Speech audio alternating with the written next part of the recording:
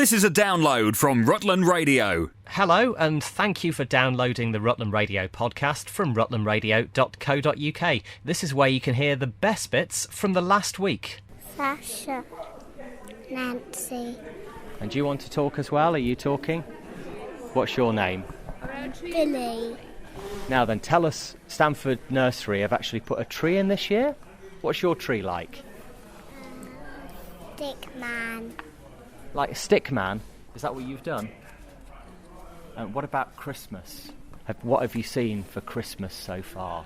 Any idea what you might like for Christmas, or have you seen anyone to do with Christmas? I want a transformer. Wow. I want earmuffs. I want a bike. What would you like? Dino. And what's your name? Money. So what's it like at nursery at the moment? Are you doing a Christmas play? Have you sung any Christmas songs yet? Yeah? Do you know the name of any of them? Christmas. You could sing one for us. Ooh. Well, that would be nice. Shall we? Forward to it, guys. Live performance in the church. What I say? Are you ready? E-O, doesn't anybody care? There's a baby in my dinner and it's just not fair. Jesus in the manger, lying in the hay. Too young to realise he's getting in the way. E-O, doesn't anybody care?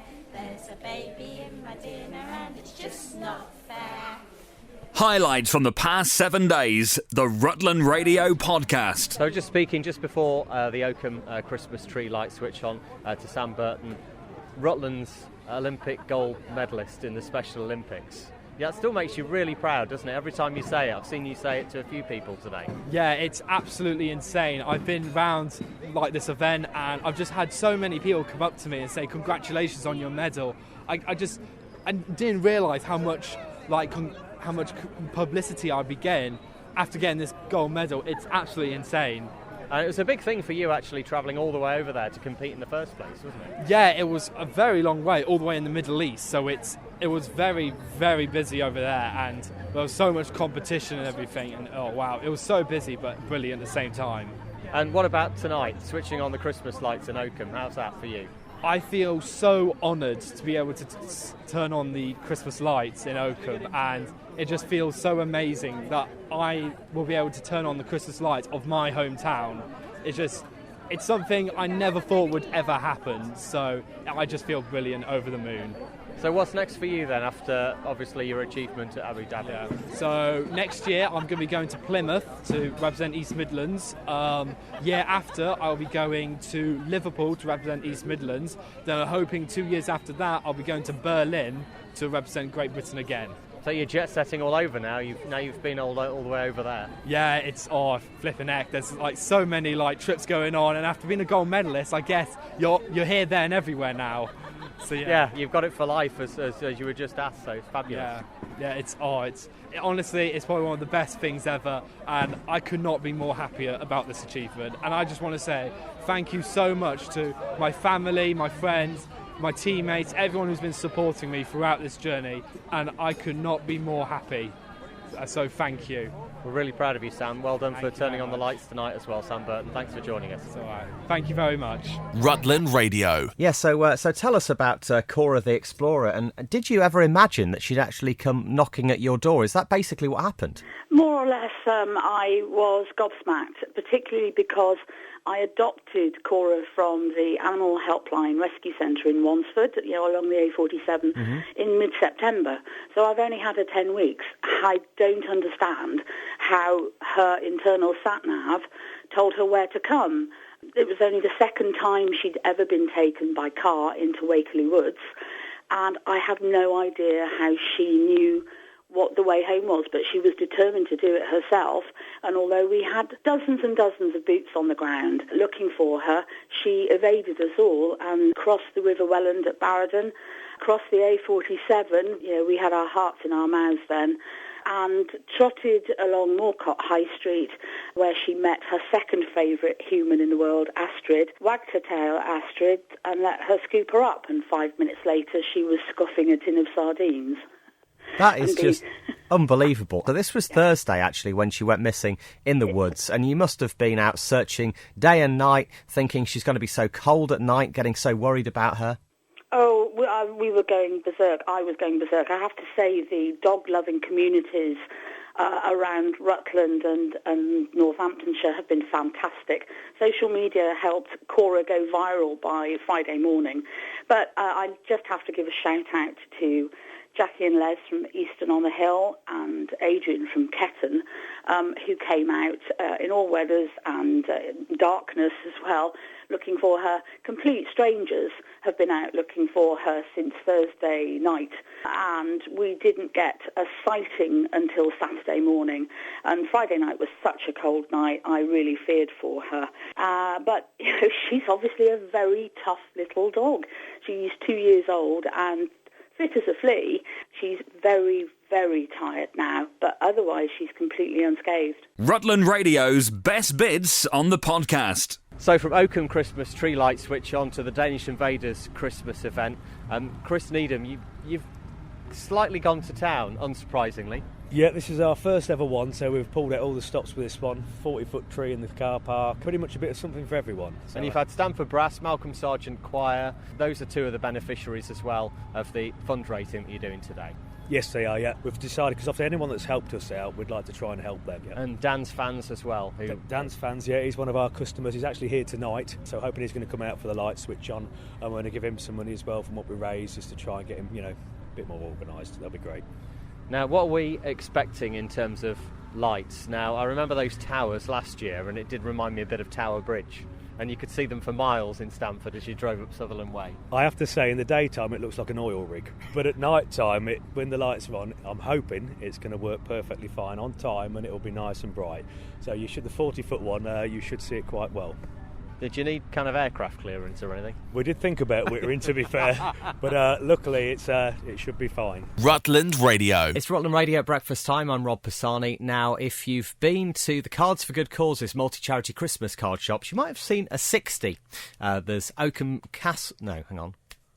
There's Oakham Library, there's Rutland Water Tourist Information, there's other outlets locally. The biggest locally and one of the biggest in the country is St John's Church in Stamford. Beryl Kirtland's been manager there for 19 years. And actually, as you look towards the entrance, you actually see two big 6 O's there. 60 years of Cards for Good Causes. It's quite a milestone and worth celebrating, isn't it? It certainly is, Rob, yes. It was in 1959 that a group of medical charities got together to say, how can we sell Christmas cards? And 25 charities formed a trust, and they became eventually the 1959 group. And if you come into the card shop, you will see the 1959 group. And those now produce their own, we produce their own Christmas cards, and it means that a little bit of that money goes to 25 different charities. It might not seem very much when you buy your pack of cards, but when I tell you this year, I looked at my accounts last night and I've sold over £7,000 worth for the 1959 group, and that goes on in more than 320 pop-up shops throughout the country, literally from John O'Groats to Jersey. You can see collectively the 1959 group is very important. But on top of that, now, Cards for Good Causes, they have got something like 320 pop-up shops that deal with nearly 400 different charities, because we accept all the national charities and many local charities. And in Stamford, you've got 47 charities represented. Indeed we have, yes. 47, the national and local charities, and we're pleased to have every one of them. And 70 pence at least in every pound goes to the charities concerned. That's the whole ethos of Cards for Good Causes, isn't it? Getting as much money to the charities as possible. Yeah. So the remaining 30%, that's transportation, that's rent for the places. It's, in your case, donation to the Church's Conservation Trust. Absolutely, yes. And we have just reached the most marvellous milestone here in Stamford. In my 19 years, we have managed to put, and this was reached last week, £1,300,000 through the till. So I don't think people need think very hard on their maths to understand that we have raised £1 million, which is divided amongst all the charities we've supported throughout the years. And I think that's a wonderful celebration. I think we need to thank everybody. I need to thank the people who help me run the shop, or the volunteers that come and help me year on year. I've got 70 of them at the moment. And thank you to everybody who steps through that door. Without you, we couldn't do it, and I appreciate every one of you. 1 million. Did you say 1.3 million there? I did. £1.3 million has been raised since you started managing St John's Church in Stamford during those 10 weeks in the run-up to Christmas for Cards of Good Causes. It is. I mean, I can't believe it. I can't believe that it's happened. But we do much more as well. Many people will know that at the moment the Christmas Tree Festival is going on. The Lions do the organising of it, but they couldn't do it without us being there, because obviously you've got to have the doors open. So we're pleased to do that. We help other organisations. Our Poppy Appeal, we've just raised £538 in our tins, which will be probably the largest amount of any small business in Stamford. We welcome people, we talk to people, we listen to people. It's a privilege to do it. And it all continues till just about a week before Christmas. December the 18th, yes, when I hope everybody will have bought their cards by then. They won't have. The day I close, they'll be rattling the doors. There will be the last minute purchasers to need to get their cards. But yes. It's quite amazing, isn't it? And as we've said before, Stamford is one of the best performing Cards for Good Causes outlets in the country. It's been in the top 3. No, not quite the top 3. We started in the bottom echelons 19 years ago, and I think this year we're the 6th biggest out of the 320.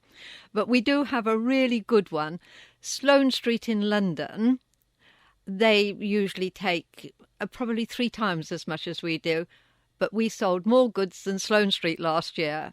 And I just think for little Stamford, I think that's amazing.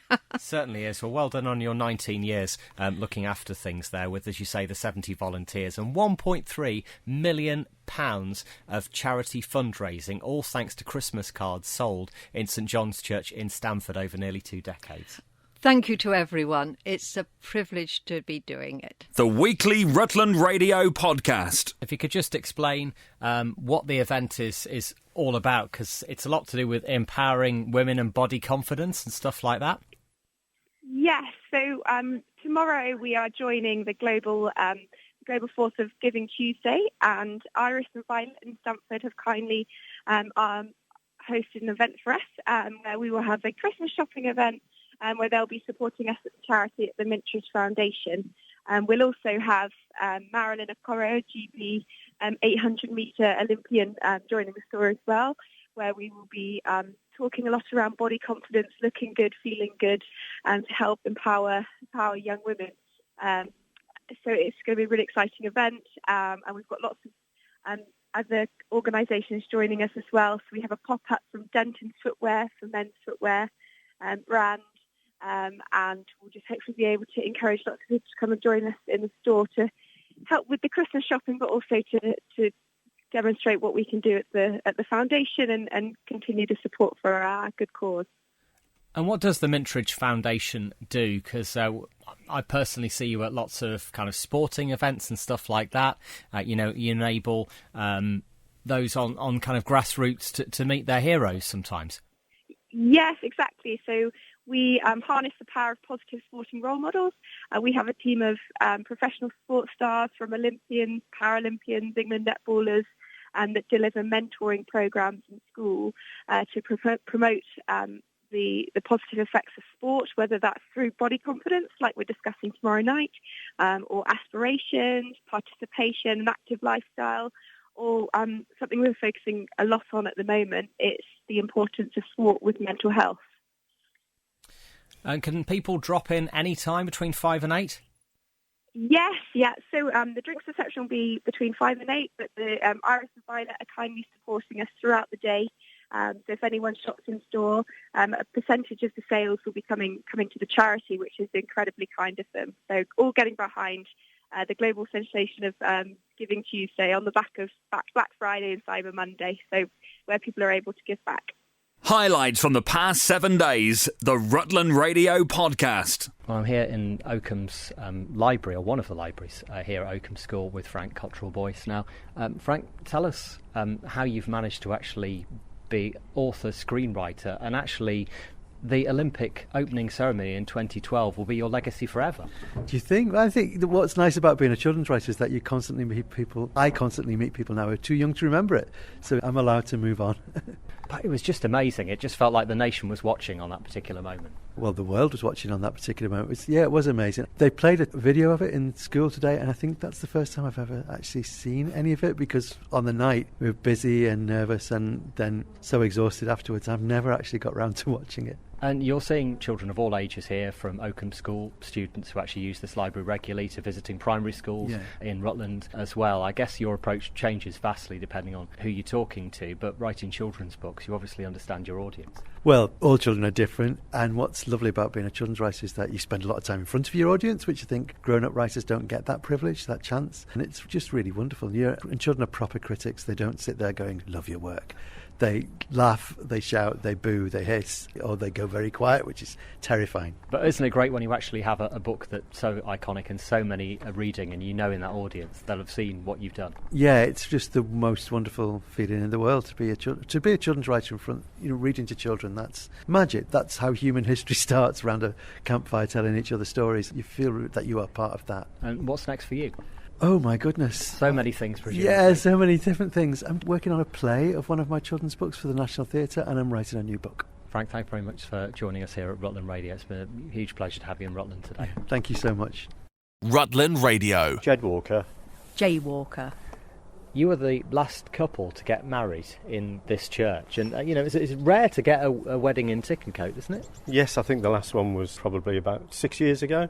So, yes, it was quite an honour to be the last couple, and we hope we did it proud, eh, Jay? Yeah, we based the wedding on a village fete. I did a procession with my bridesmaids. My brother came from America to give me away. We proceeded up to the church from the barn where we live in Tickencote. And the day was amazing. We had a marquee in the garden. We had Morris dancers. It was a sunny day. Rained in the evening, but we were all inside the marquee, so that was okay. We baked our own wedding cakes. It was just an amazing, personal day to us, and to get married in this church was an honour, really, for us. Yeah, and to fill the church with a full congregation. For us, the ceremony was the main part of the whole day. The rest was for our guests.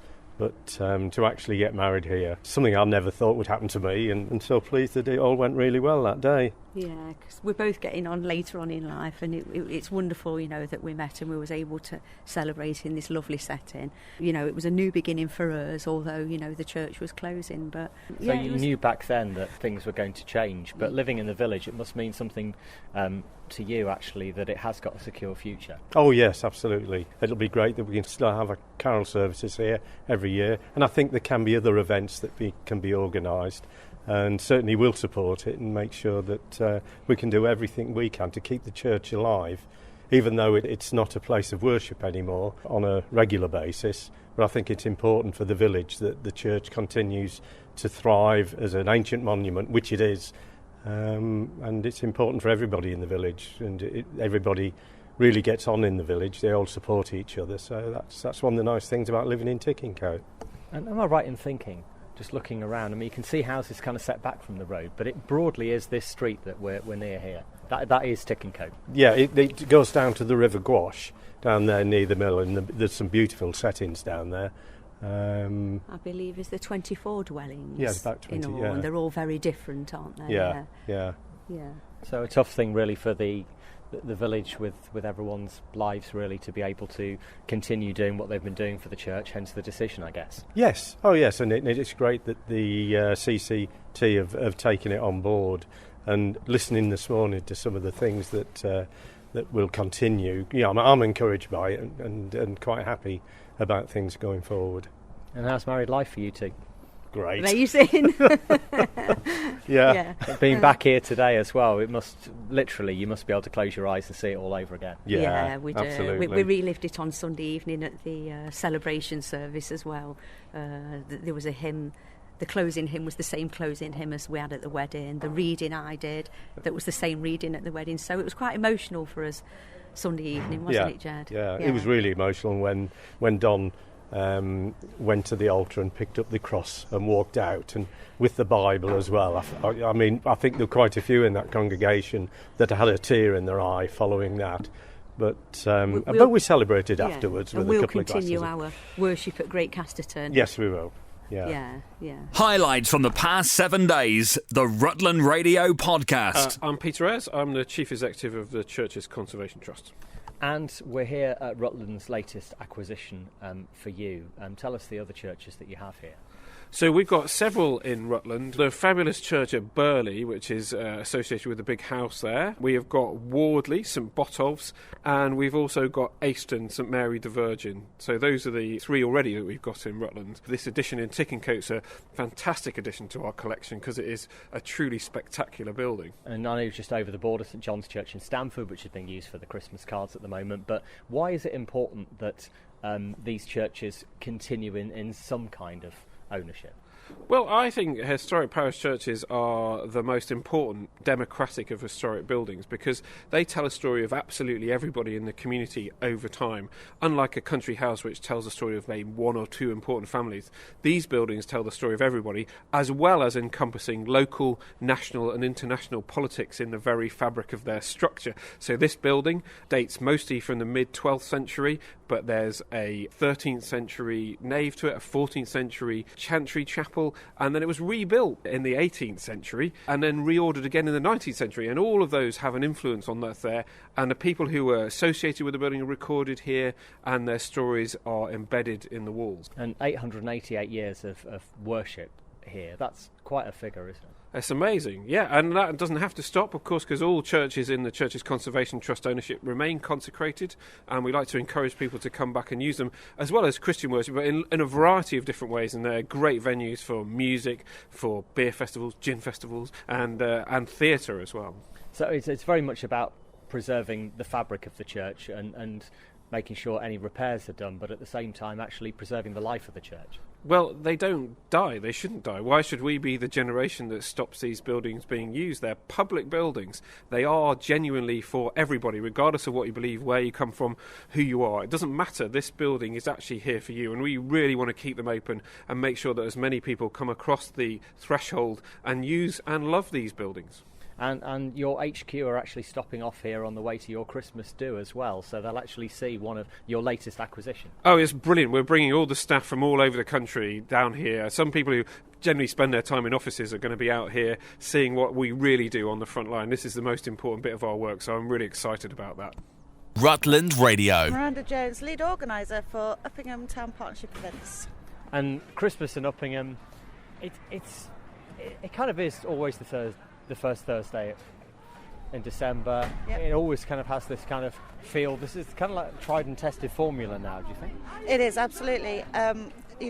Not many towns have a tradition where the Dalek comes and Doctor Who, Elsa, stilt walkers. It's just lovely. I think we've got a nice formula and people just come out and enjoy themselves, which is what it's all about. And it's one of these things as well, obviously you're doing it for the town, you're doing it for the people who live here, the businesses that are here as well, lots of shops open, and I imagine it's quite a tough thing to balance that with stalls as well and kind of get the good mix of people.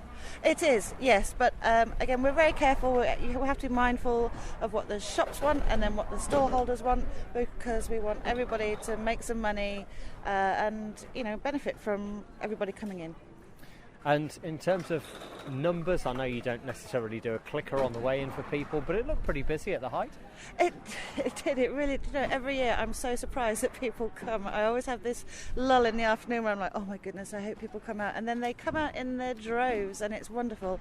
And the kids run around and the snow machine goes on and they just lose their minds, which is brilliant to watch. And the reindeer, it's my favourite.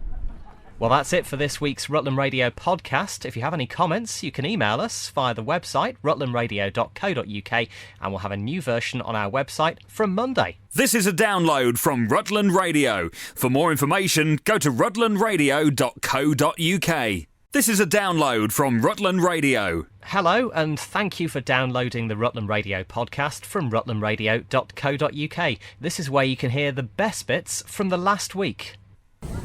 My name's Ollie Thomas and I'm 10 years old. And how many times have you done the Stamford Santa Fun Run now? 2 years. And you're a pretty good runner, would you say? Yeah. What position did you come out of last year? Over 1,000 runners. What position was that? 25th.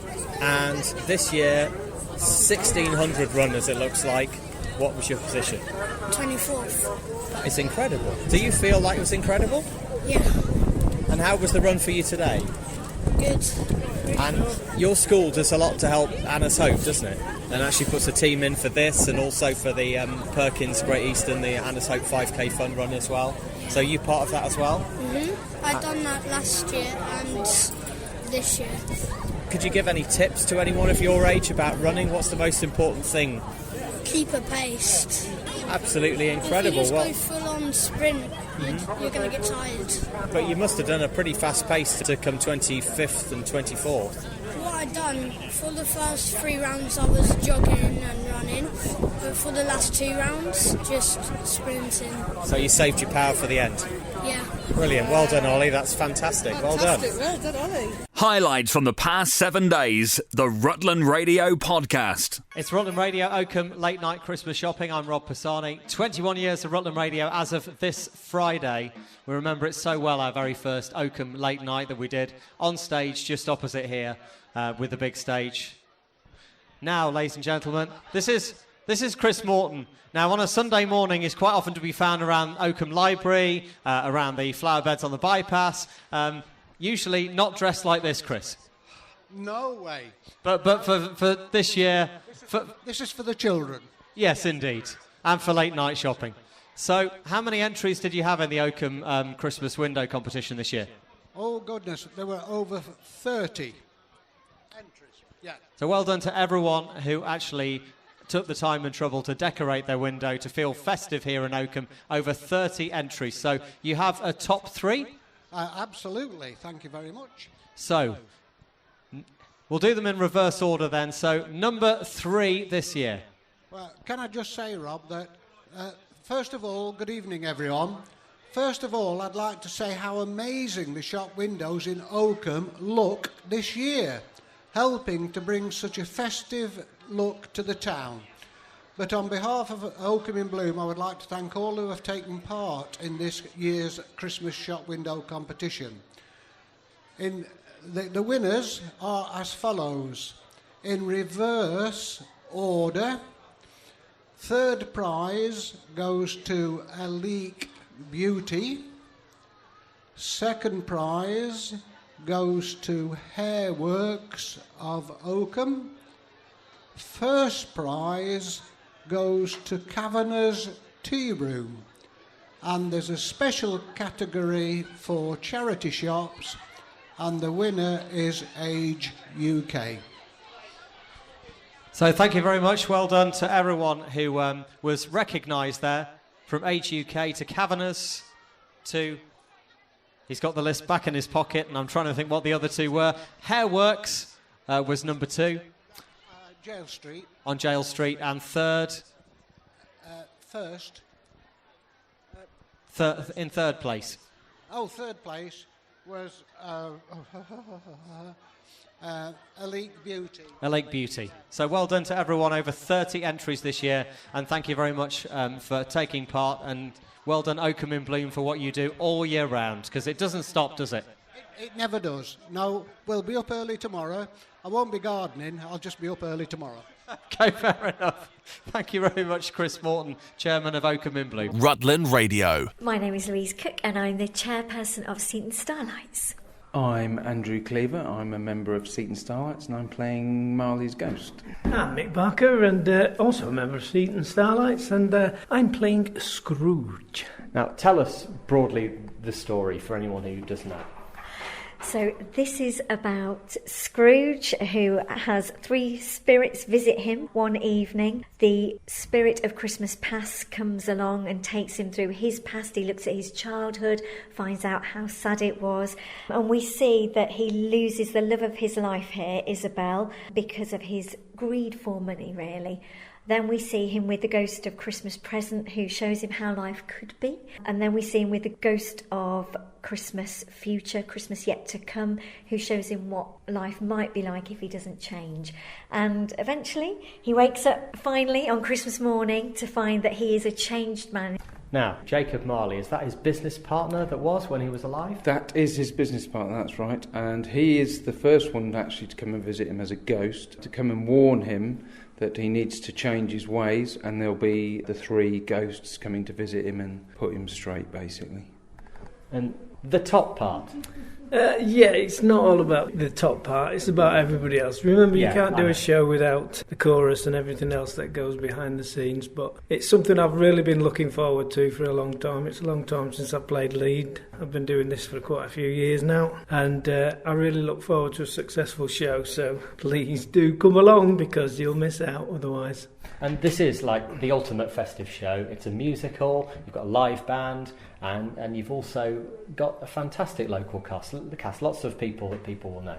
Yes, we've just had the band called today, and the orchestra's sounding absolutely marvellous, and note perfect basically, so please come along and enjoy this Christmas season, get you all in the mood for a good Christmas hope to come. Now, tickets, how much are they?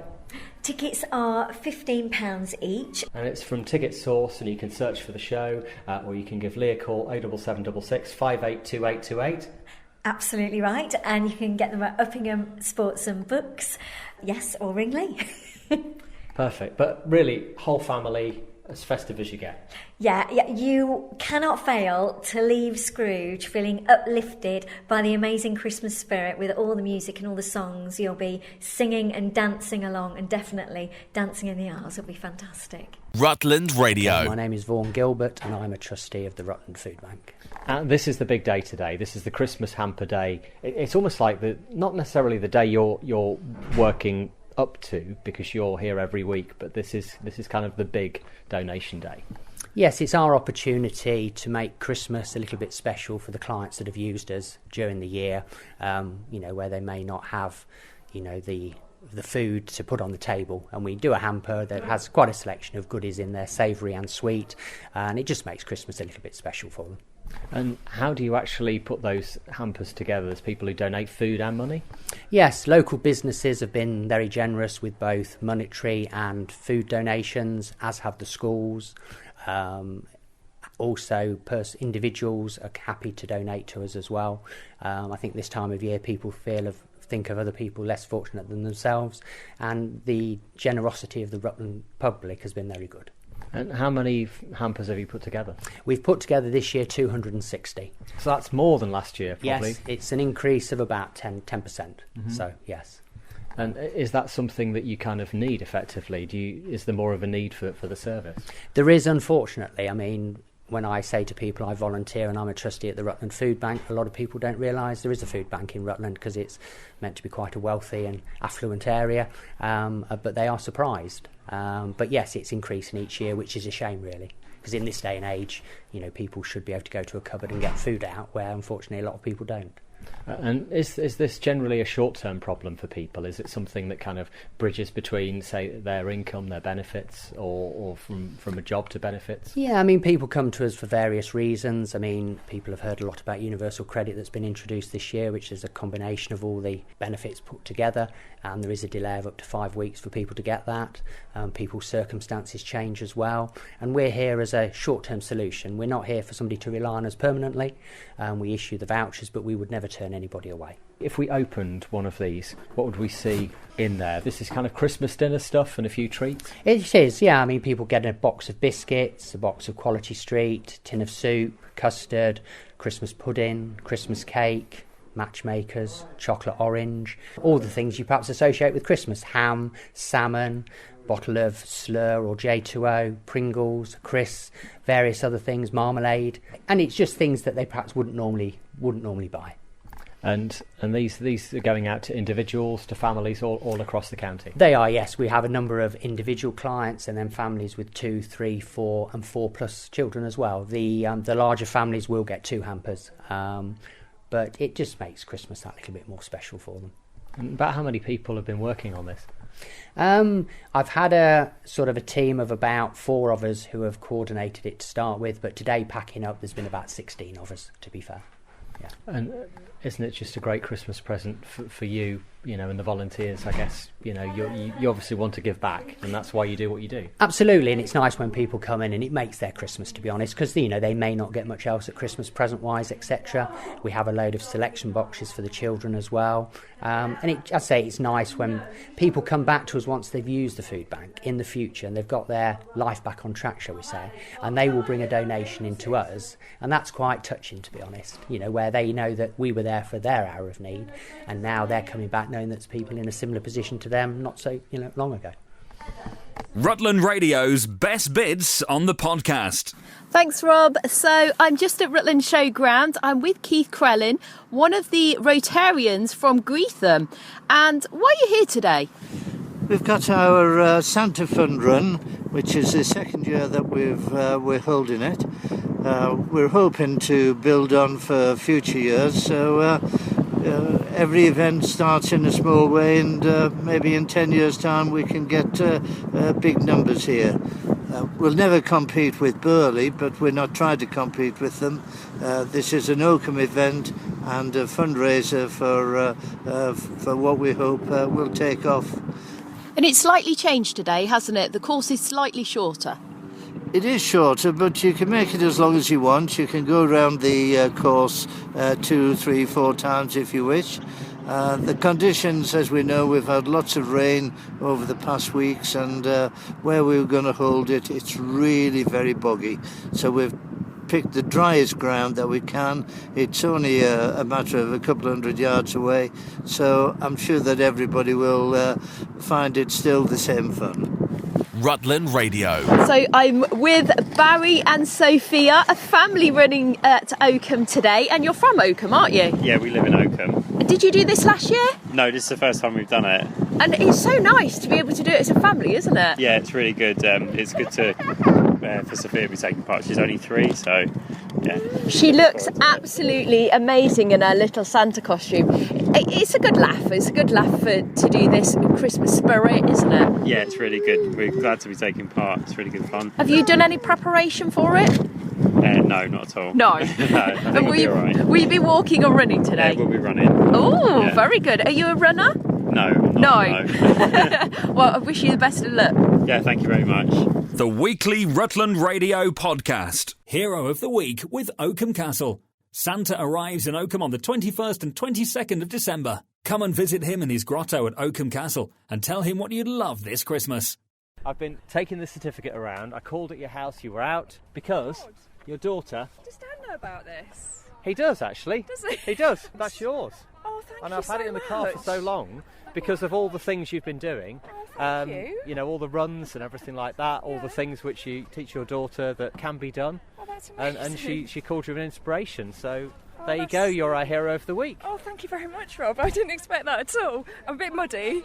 It's not quite what I was expecting on a Sunday afternoon. Was it a year or two ago you did like as many runs as you could for Phoebe Research? I did about 13 half marathons that year, and I've tried to keep up doing the half marathons as much as I can, but obviously not quite as many. I've actually managed to inspire Dan to do the Conwy half marathon for next year. India did the Conwy mile run this year, and she did really, really well.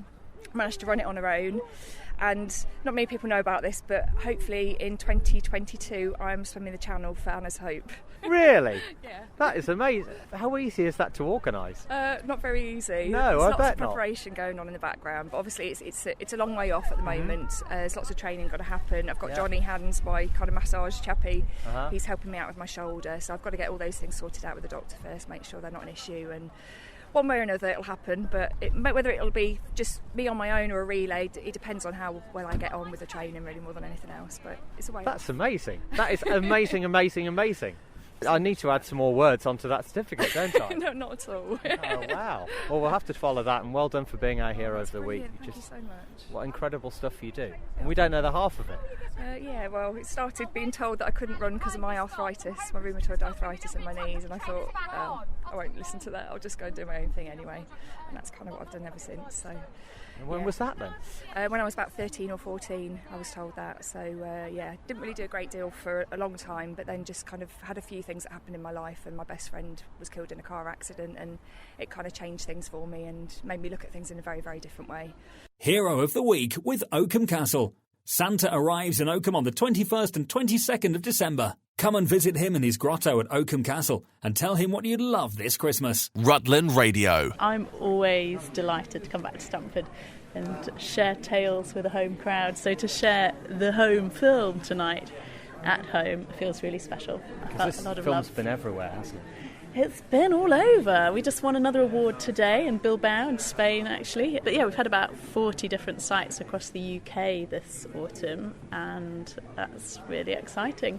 And I'm glad to be sort of looking ahead to 2020 and the next little part of its journey. Because you're doing this again in Oakham, aren't you, mid-January? Yes, January in Oakham, and then I feel we'll have peppered it about locally, which is great. And various other places beside will sort of come round, and taking it further afield as well, sort of Australia and New Zealand next year too, which will be quite fun. I've forgotten so much that we talked about, just seeing it there. And there's some stuff I never knew about, just seeing it's a film. It's exciting to be able to share, I suppose, a different aspect of it, because, I mean, compared to a book or just giving a talk, you can only put in the film what you filmed, so it is different in that respect.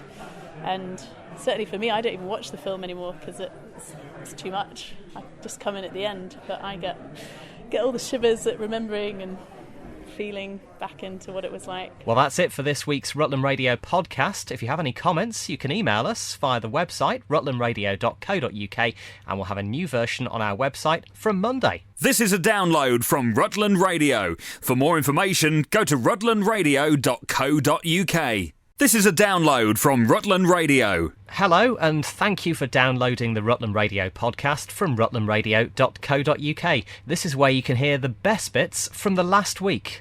Hi, my name is Louise, and I'm the Director of Snowdrop Home Care in Rutland. And this is your first year, isn't it? It is, yes. We only started in June of this year. Now, you're based at the Rutland Volunteer Centre.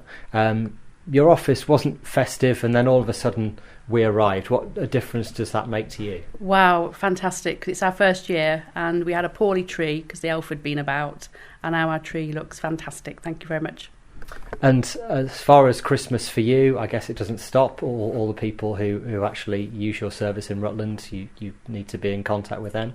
We do. We don't stop. Our office is shut for a couple of weeks, but we continue. So we've got carers out all through Christmas and New Year. And without saying too much at this stage, the tree may not necessarily stay in your office over that time. No, because our office shuts next week on Christmas Eve, we're going to donate it to somebody that we look after. Fab. Well, we look forward to hearing more on that, and thanks for entering, and well done for being our winners. So you've literally gone from sad elves to happy elves. Oh, we're very happy. Thank you very much. It's lovely. Thank you for your time. Highlights from the past 7 days, the Rutland Radio podcast. Well, at Five Close in Stamford, it truly is beginning to look a lot like Christmas since about a week ago when Mick Bell turned on his lights for, I think you've told me before, about 30 years you've been doing this. Yeah, that's correct. It's about 30 years. Just gets harder and harder every year, but we keep going. Harder and harder, what, to find new things? No, just me getting older, doing it. That's basically it. And the cold weather. But it's amazing. I mean, you've got everything from illuminated reindeer to a sleigh, to a snowman, to snow that comes out every so often. It's a real kind of winter wonderland just to look at. Yeah, well, that's what I try and make it. You know, it's just try and make a bit of a theme to it so that it's not just a load of lights attached to a house. And you're raising money for charity each year, and you basically ask people what charity they'd like to see supported, and you've supported so many local ones over the years. Yeah, we put it on Facebook as usual and asked for some suggestions, and Bumps and Beyond came up quite a few times, so we chose them for a choice this year. How could you sum this up and the amount of effort that goes into it? Because you must be building it for so long. Yeah, it starts about the first week in November. So basically I start on Saturdays and Sundays, and then basically the last weekend at the end of November I spend 2 full days probably doing it, and just hope it all comes on at the end. And basically every time we get dusk, it goes on right the way through till late in the evening, through to 12th night. Yeah, they're on now. They came on the first Monday in December, and they're on at 3:30 roughly every afternoon and go for about 11:30, and they're on until 12 days after Christmas. And how great is it for you actually when you see people come along and just marvel at it and actually see all the effort that you've put in? Yeah, it makes it all worthwhile, and I think the big thing that makes it all worthwhile is when you start talking to people who actually come up with their children who actually came here as a child and saw it originally. And that's what really, really makes you think, well, makes me think, blimey, have I really been doing it for that long? It's utterly amazing. So Christmas bells right the way through until 12th night. Fife Close in Stamford. It's one of these things, you kind of drive up and you see the odd light, and then you turn the corner and you see your house, and it's just something else. Well, yeah, I think it probably just stands out from the rest of the houses in the close. None of the neighbours have complained. I think everybody enjoys it, so I think we're doing all right anyway. Brilliant stuff. Thanks for joining us on Rutland Radio, and Bumps and Beyond, if you can donate whilst you're here, that would be a real help as well. Rutland Radio. Thanks, David. So I'm just outside of Tesco's, and you might hear some noise. It's rowing. I'm just with Adam Lomas. Adam, why are you doing this? We're just looking to raise money for the Club Cottesmore, just to help us with our ground and other bits getting done for the club, and to get the kids into it. And then we can potentially push them through to the first team in a few years' time. And how are you feeling? You're a bit tired? Yeah, I am now, yeah. I keep having to move the microphone to keep up with him. So how many miles have you done so far, do you think? Well, we've done 35,000 metres on this rower. Yeah. And I think they've done about 28,000 on the other. You must be pretty fit. No, not really. Not really. You're managing to talk and exercise, which I can't do, so that's very good. So where's all this money going to go? I believe it's going straight back into the club, just to help with, for example, building up the ground and helping the juniors come through. And how long have you been at the club? I've been at the club just over a year now. Brilliant. So. And has it made a difference to you? Yeah. I feel I've greatly improved as a footballer, especially under Rich Giblin, who's the first team manager. So yeah. Okay, well I'll let you carry on. It looks like hard work. Well done to you. Perfect, thank you. The weekly Rutland Radio podcast. Real or artificial Christmas tree, and why? Artificial, because when my eldest brother was small, he trod on the needles and got a little foot infection, so we've never had them since. I have a pre-lit artificial Christmas tree that I've had for maybe 4 or 5 years, and I have an artificial one because it sits right next to the wood burner, between the wood burner and the radiator, and it gets very hot and it drops its needles if it's real. Yeah. Artificial, because you don't have to go and get it, don't have to go and dig it up. It comes out of the box every year, put it up, put it away, fine. Real or artificial? Real. Smells better. Tradition. We've always had one. Reminds me of home. Rots down. Yeah, and I don't mind picking all the bits up. Definitely real. Yeah. I've got a 10-foot tree at home, but we always buy them from a Christmas tree farm, so we can actually go and get it, freshly cut. And now, we had a 10-foot one that was actually looking for a home in Rutland, and it was quite hard to find one because 10 foot, obviously, it's high. You're looking at you've obviously got high ceilings. Yes. Yeah. Wow. And how do you decorate the top? Oh, a difficulty. My husband nearly killed himself trying to do it. And actually, we've actually ended up having to tie the top of it to the curtain pole, because I was so frightened in case it toppled over. Yeah. Well, that's it for this week's Rutland Radio podcast. If you have any comments, you can email us via the website, rutlandradio.co.uk, and we'll have a new version on our website from Monday. This is a download from Rutland Radio. For more information, go to rutlandradio.co.uk. This is a download from Rutland Radio. Hello, and thank you for downloading the Rutland Radio podcast from rutlandradio.co.uk. This is where you can hear the best bits from the last week. Thanks, Rob. I'm with Richard Orcello of Voluntary Action Rutland. So, Richard, tell us how the Christmas appeal's going. This year has been amazing. We've done so far about 850 gifts for individuals that have gone all over the place in Rutland. Social services, food bank, the elderly. We've looked after all sorts of people this year. So what's been the response to the appeal then? We've had an amazing response. Land's End, the clothing company, have been really good again. Local support from businesses. Kevin O'Brien does his usual Christmas collection. The Co-op jumped on board this year. Loads of groups and other organisations have got involved. We've had presents coming in from the public as well. Truly amazing. What sort of stuff has been donated then? You name it. So we've had gifts for newborn babies through to the late teens. We've had presents for elderly people. So what happens now then? Well, I'm already putting plans in place for next year because there's things that we'd like to have done a little bit better, and we'd like the reach to make sure that it gets to everybody in Rutland. But 850 smiling faces on Christmas Day is something to be proud of. So can people still donate now, either for this year or next year? So what's happening? We have arranged with Kevin O'Brien that if we do receive gifts, we've got somewhere to store them now, and that will then save up until next year. We have got a plan in place because although we've got Christmas presents that go out, what about people that have birthdays through the year and families can't necessarily cover birthday presents? So there's other plans in place as well. So what do people do if they want to donate? You can bring them along to Voluntary Action Rutland, or you can take them to Kevin O'Brien. This year's Christmas appeal is virtually done. I've only got a couple of days. There's still gifts that are going out, and we're still having phone calls from social services that are coming and picking bits up. But really, I'm drained. I'm ready for Christmas. So what gifts are you after, either for this year or for next year? New or unwanted gifts, anything, because you'll be surprised. There's all sorts of things that go out. Children's toys, always children's toys, they always go. But clothing, toiletries, things like that, they all go as well, really well. Where can people bring them to? Bring them here to Voluntary Action Rutland or Kevin O'Brien's shop on Gale Street. OK, Richard, thanks very much. Thank you. Cheers. Highlights from the past 7 days, the Rutland Radio podcast. 2 more sleeps to go, 2 more sleeps to Santa. 2 more sleeps till Edith Weston gets her Christmas day. And is the tree up? Yes, the tree's up. Excellent. After much nagging from my friends, yes, the tree's up. Excellent. Are you all ready for the big day then now? No, not yet, but I will be. You feel quite kind of measured about it? Well, I think my fortune in the Daily Mail sums it all up perfectly. Oh, right, OK. But it's about children and it's about family. I'm spending Christmas Day with one of my grandsons, and I always have a lovely time when you go with family, don't you? Last year I had a wonderful time, and I have a lovely time with Rachel, and it's not about the presents, it's about sitting and laughing and smiling.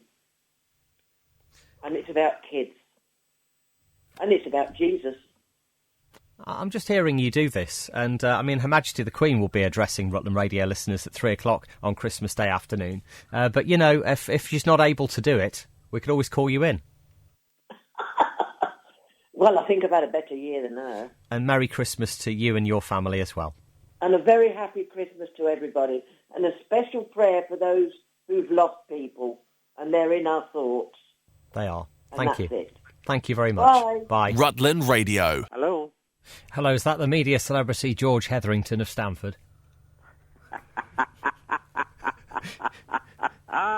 It's Rob Pisani, how are you? I knew it was you, Rob. Good, I know you were expecting my recognise your call. voice always.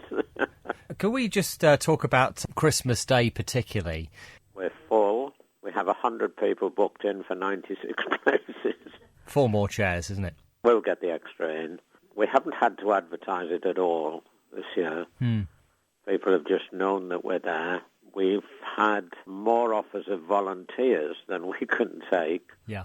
So many want to give up their Christmas days for something worthwhile, which is really rather nice that there are folk around like that. And the whole project is twofold, isn't it? Food waste and also helping those in need. And I suppose actually when you say in need, it could just be in need of company. Oh, yes. Well, we get all sorts of folk coming, and it will be the same on Christmas Day, all with different needs and different family situations. We get people in work who are in food poverty. And Christmas Day, traditional Christmas lunch with a slight sort of Italian nod, I suppose, and also a special visit.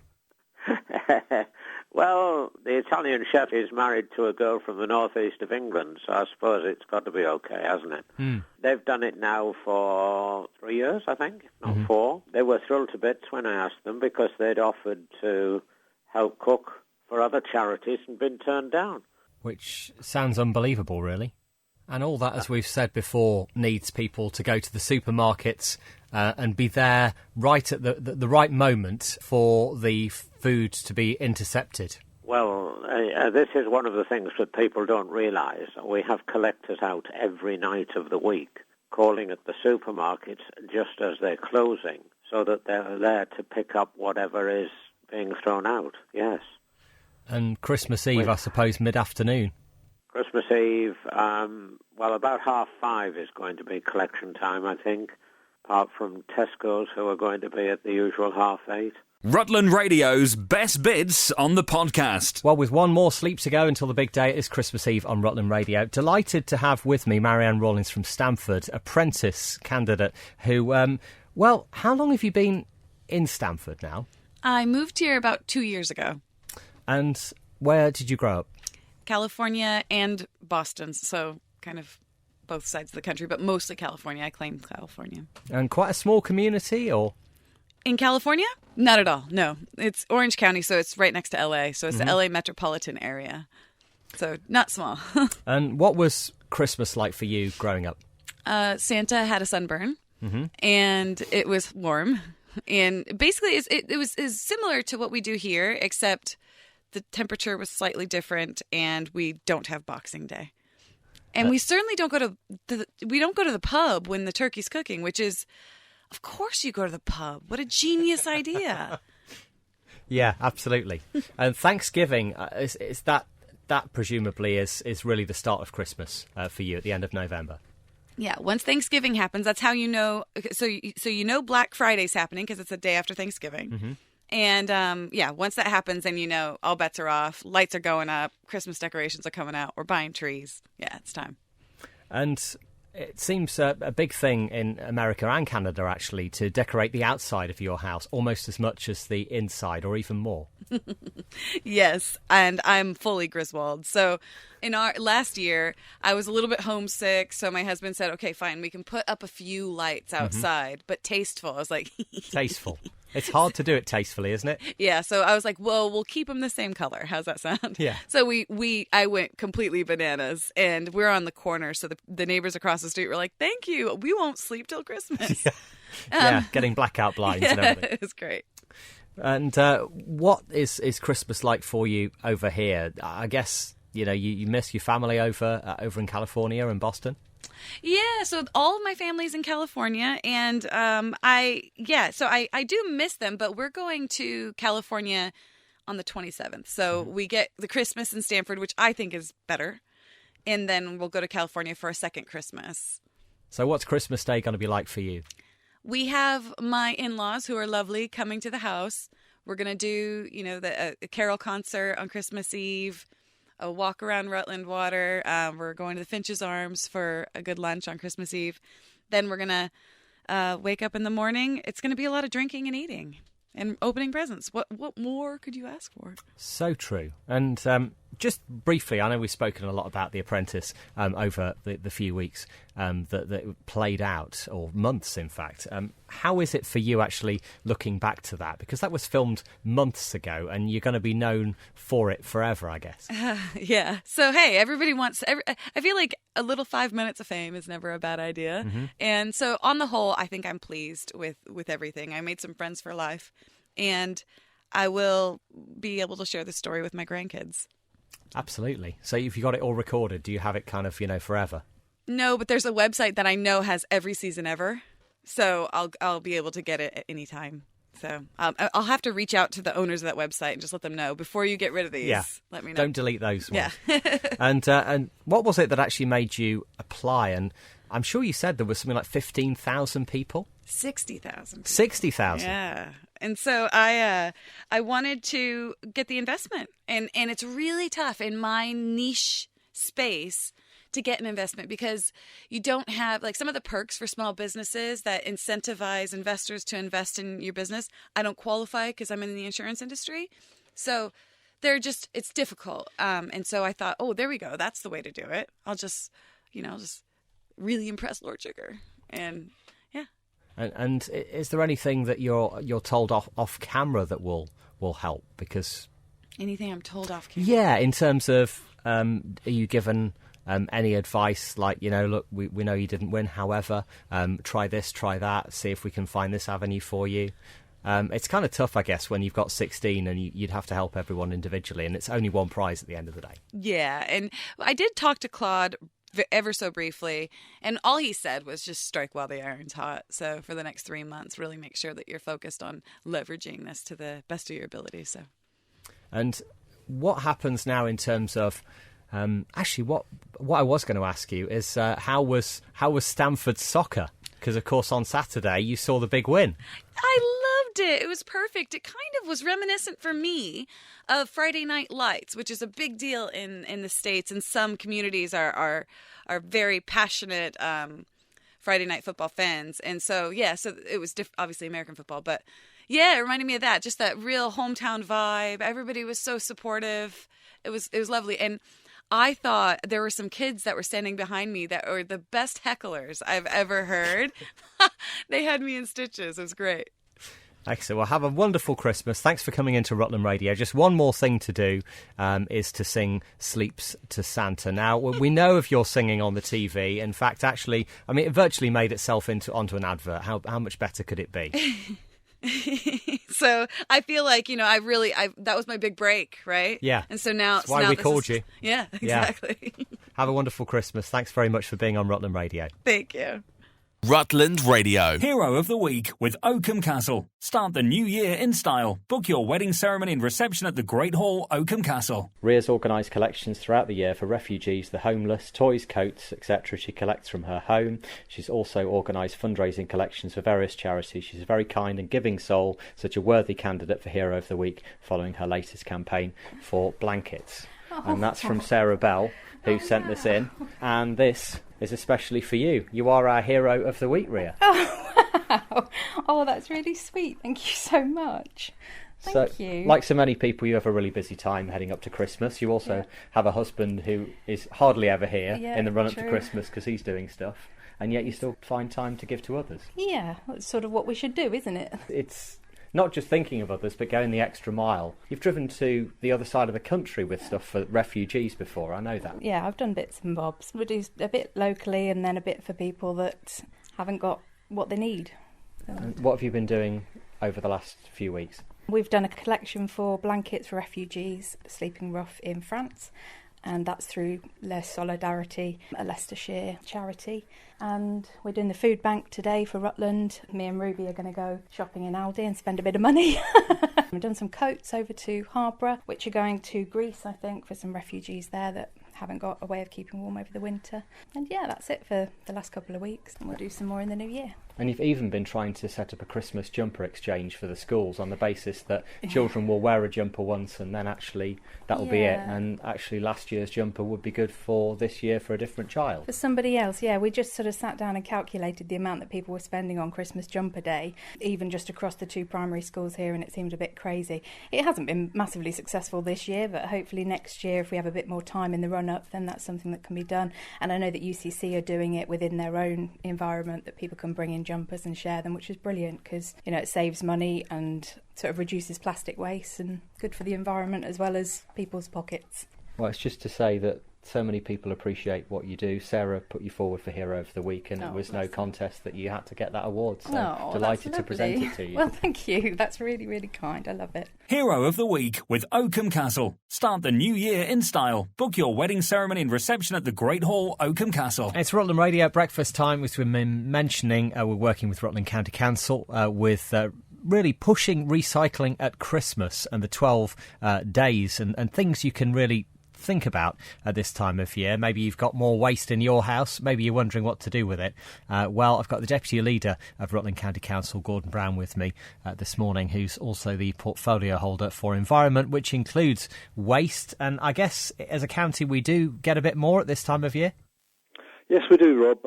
Quite a bit more. But it is encouraging to see that all our residents continue to recycle as much as they can. And of course, we want to encourage that as much as we possibly can.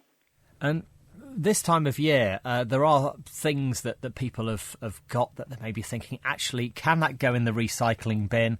And it's always that dilemma, isn't it? Particularly with plastic and cardboard packaging and wrapping paper as well, we've spoken about before. Yes, that's true. And it can be quite daunting when you stand there looking at, do I recycle this or not?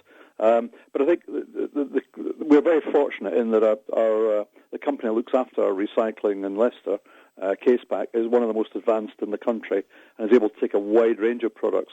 Things like chocolate advent calendars. Once you've eaten all the chocolates, then the cardboard outers and inners, those can be recycled. Chocolate tins, boxes, plastic tubs, these can all be recycled. Mince pie boxes, plastic trays, tinfoil cases can all be recycled in your grey recycling bin. And this, as we say, is just a Rutland thing because of basically every council uses different suppliers, and then the recycling centres then have different contracts to the way that the plastic is recycled and this kind of thing. But Rutland's actually very fortunate in what it can do. Yeah, I think we're extremely fortunate with our particular contractor. And yes, you're right. And I know I find that move, travelling around the country, you're really not too sure what to put in the recycling bin if you're down in Norfolk or if you're down in London. But certainly here we have an extremely wide range of products that we can put into our recycling bin, which many others can, particularly things like margarine tubs, which are rejected by many other authorities. And it's just a case of just giving it a quick rinse. You don't have to steam clean it to actually get it to be acceptable, get all that grease off. Yeah, very much so. You just, your plastic milk bottle, rinse that out, just get rid of the cream inside. Your margarine and butter tubs, just give them a quick wash with some hot water and get rid of the vast majority of that. Let them dry for a moment or two and then put them in your recycling bin. In that way, our contractor, Caseback, is able to handle those very quickly and very efficiently, and we get very few loads rejected by them because of the residents of Rutland are very good about recycling and making sure those items are clean when they do put them in the grey bin. Now, obviously, at this time of year, things aren't open at the same time. Bin collections don't necessarily happen on the same day, but I know Rutland tries to stick to the days as much as possible. Yeah, we have done, and particularly if we deal with bin collections, first of all, the vast majority of bin collections are on the normal days that you'd expect them, so put your bin out on those days. But clearly, obviously, with Boxing Day and Christmas Day and New Year's Day, there are some differences for those dates, and that information is available on the website and also on our social media. So if you want to know which day you're being delivered or you're being collected from, and it's normally either Christmas Day or Boxing Day, then you'll find the date on the County Council website under the festive waste. And actually, if you're organised enough to have kept the booklet that you get, the Rutland kind of year, it does actually have the pull-out in the middle, which shows you what happens as well there. It does, very much so. But of course, like many people, I don't always hang on to those bits of paper. I can't find them when I want it on the in the evening. You're saying I must put my bin out tomorrow morning. Yes. Where's that bit of paper from last year? So looking at what the neighbours are doing as well. That's exactly. Always a good one, isn't it? Exactly. So it's on the website, and everybody can see it there. And I was about to call them tips, but you don't call them that, do you? No, they are civic community centres. Both at Cottesmore and between Morcott and North Luffenham, where we do recycling. Both those centres are open on Friday, Saturday, and Sunday and Monday of next week. So once Christmas is finished, again, any excess material can be taken up there for recycling. And just going back to food waste, and there'll be a lot of foil, of course, used around this time. Foil, as long as it's not too contaminated, is fine to put in, isn't it? It is, as long as it's clean. But if it's got, obviously things burnt into it, then we prefer that, unfortunately, to go into the black bin, where it goes to our recovery centre. I think your readers will be pleased to hear that none of the waste that goes into the black bin ends up on the landfill. It goes first to energy recovery plant in Nottingham, where the energy is recovered from it, and only a very small proportion of what's left ends up in landfill. In fact, it's less than 5% for Rutland ends up on landfill. It's about, in fact, 2% of that material. And as far as kind of tips for this time of year, and as you mentioned, there's various things, advent calendars, through to things you get actually on Christmas Day, that plastic packaging. Is there somewhere online on the Rutland Council website that people can find out all the details of this? Yes, there is on rutland.gov.uk/festive waste. If you look that up, you'll find all the information we've talked about here, Rob, and also information, there's an A to Z on what you can and cannot recycle. And that gives a good example of all the items. Probably one of the most difficult items from our point of view in recycling is nappies, disposable nappies. And those should go in the black bin, not in the recycling bin. And that's probably one of the biggest contaminants we have in our grey recycling. So nappies in the black bin. People put those in the recycling bin, really?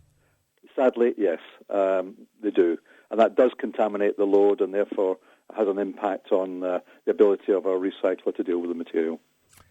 Councillor Gordon Brown, Portfolio Holder for Environment, Including Waste, and Deputy Leader. Have a lovely Christmas, and thanks very much for talking to us here on Rutland Merry Radio. Christmas to all your listeners. Thank you very much for that. Do appreciate all your tips today. Well, that's it for this week's Rutland Radio podcast. If you have any comments, you can email us via the website, rutlandradio.co.uk, and we'll have a new version on our website from Monday. This is a download from Rutland Radio. For more information, go to rutlandradio.co.uk.